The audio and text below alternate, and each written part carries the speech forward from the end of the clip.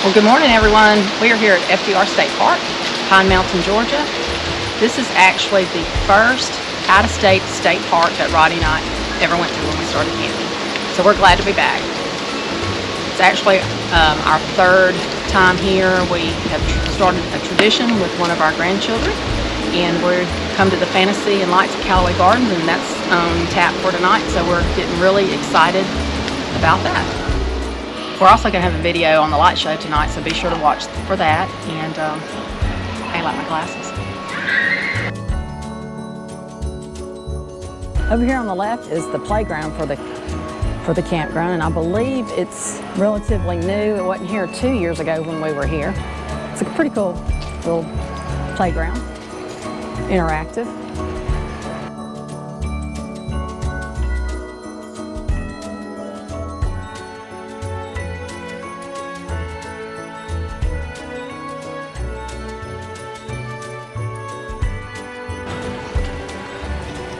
Over here on the right is the camp store.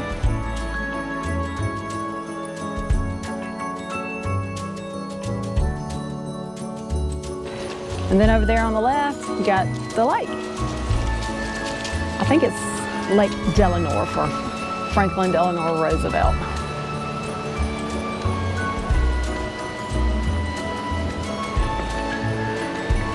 There's 5 or 6 loops here at FDR State Park.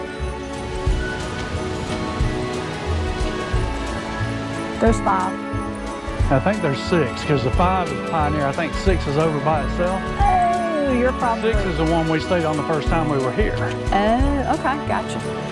But only one has sewage. And that one that has sewage is Loop 1. Which is over here on the left, right? Over here on the left. Over here on the left, correct? That is correct.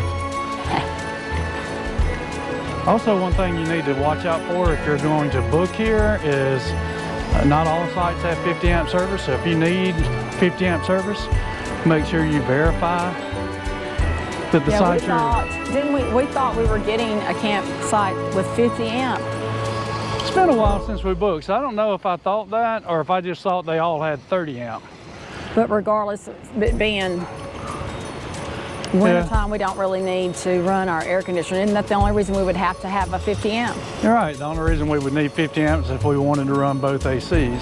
And we're here in December, so we don't need it. Right, so it's fairly cool here right now. Not cold, but comfortable. Again, over here on the left, you see the lake. You could kayak on this lake. There's plenty of hiking around in this park. There's one trail that goes all the way around the campground. It's a little less than 4 miles, I think. It's one we hiked the first time we were here.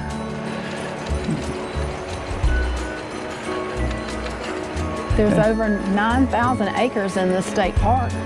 And don't you think Cecilia's doing a lot better job riding her scooter? Look, I can go fast.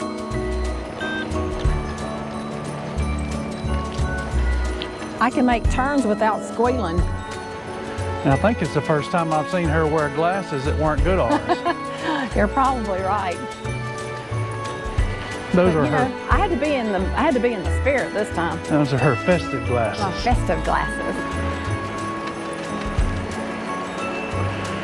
One thing you'll see in a minute when we get over here back into the campground area is the roads are very narrow through the campground, and there's some drop-offs along the edge.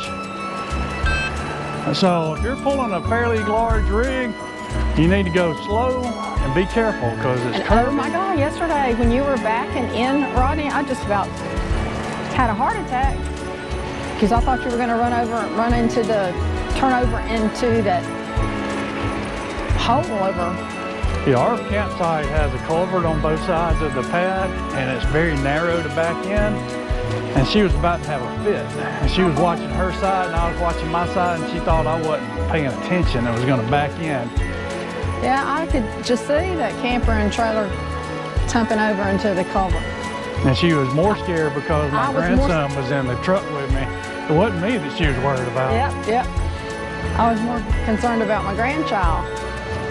Now this is we're back into the first loop. You can see a lot of these sites are nice. They are some of them are pull through. I think it's maybe the only loop that has pull through sites on it. They're all crush run sites. Some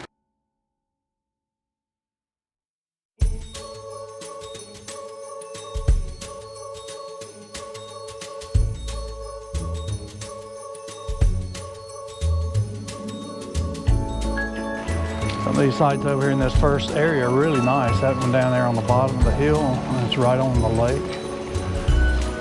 Again, this site, this loop has sewage and 50 amp, 30 and 50 amp service. You don't have cable or Wi-Fi in this part. But the cell service is pretty decent, at least for us. We have T-Mobile. We've started using a T-Mobile home internet service and replaced our hotspot. Actually saved us a little money, and we actually get unlimited data with it. So Yeah, I would recommend that, especially if you have to work while you're on. yeah, it's not meant for traveling, but apparently it works pretty well so far. Of course, you are still limited to T-Mobile's service if it's not very good. Now, one thing about this park, it's the only park I've ever been to that actually has gray dumps on the ground throughout the campsite. You'll see one of those coming up over here on the left. Not really sure how that works, if they've got a culvert under there that goes somewhere, but they have just dumps throughout so you can dump your gray since there's no sewage on most of the sites. You can see here, going through here, that the road is narrow, and in some places it drops off pretty well.